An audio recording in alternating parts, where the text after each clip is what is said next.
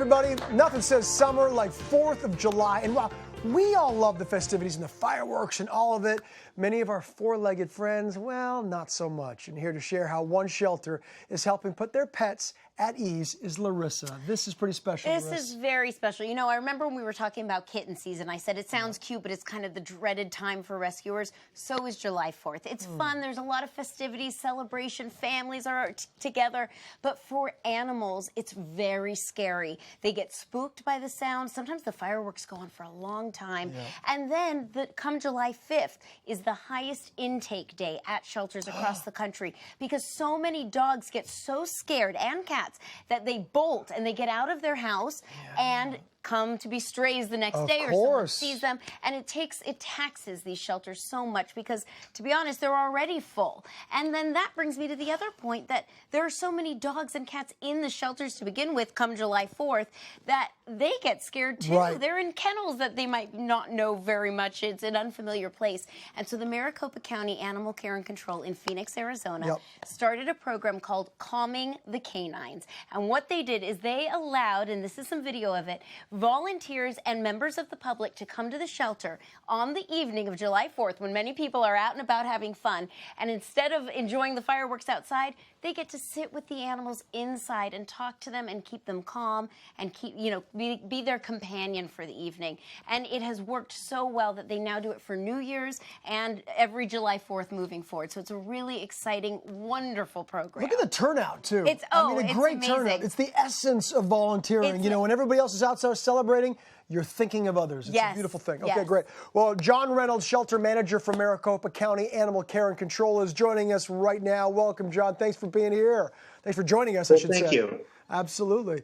So this is, like we've been talking about here, a really creative idea that's obviously catching on. But how did you come up with the idea? Well, our shelter director, Mary Martin, actually used to run the small Humane Society in Santa Fe, New Mexico. And one year, a few years ago, they moved the fireworks display right up next to the animal shelter. So in order to try to distract the pets in the shelter from all of the noise that was going on, she invited volunteers and even members of the public to come in and to sit with the dogs, talk to them, sing to them, anything to distract them and to kind of drown out the noise from the outside. Fantastic. It was very successful. So when Mary came here to Phoenix, she wanted to do the same thing for our pets here in Phoenix. Great work. Great work. So what do you think it is? Why does it sort of help calm the dogs down to have people there with them? I mean, you mentioned distraction already, but is there more to it than that? Well, yeah, I know that there's a lot of studies out there that have shown that, music and even human voice actually helps to calm down dogs especially, and even cats too.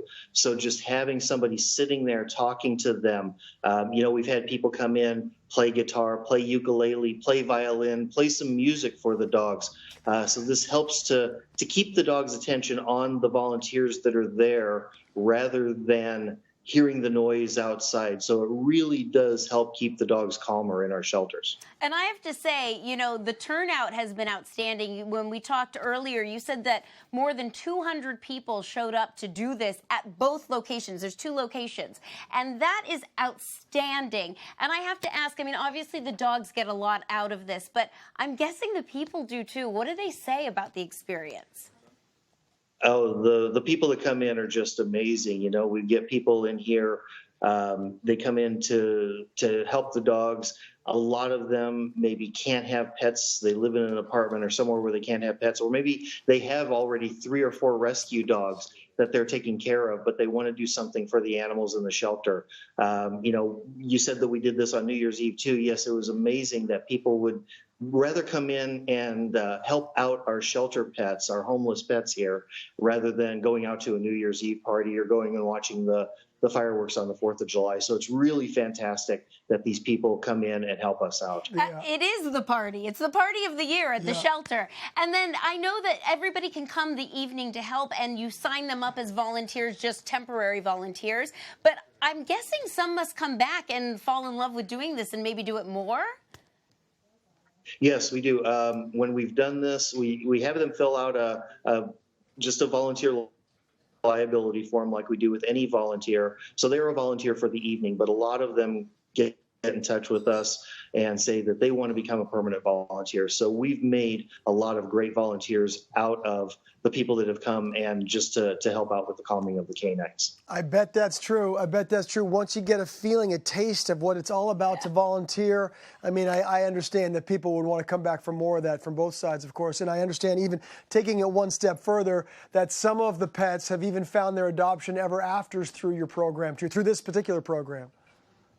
That's right. We've had people come in the next day then and say, you know, I sat with this dog last night. I really want to give this pet a permanent home. And they've gone ahead and adopted these dogs or these cats that they sat with and they talked to and they sang to the night before. So it's a wonderful connection that these people are making with the pets in the shelter. And for some of these, it ends up being a permanent connection. Fantastic work, John. Fantastic work. Thank you so much for joining us today, spreading the word. I mean, hopefully shelters around the country will follow suit. That's the goal here, right? More and more of this. I thought I was doing a good thing when I was just sitting with my dog, Red, during the fireworks. You are. But take it to the next level, everybody. Learn how you can volunteer for this wonderful program. Visit maricopa.gov. It's all right there. Thanks, Larissa. So Thank cool. you so much. All right, coming up next, Kimmy shows us the secret to beating a bad hair day all summer long. And I'm not saying you got a bad hair day, but I guess she's helping out Larissa a little bit too. She's helping me. Okay. And it worked.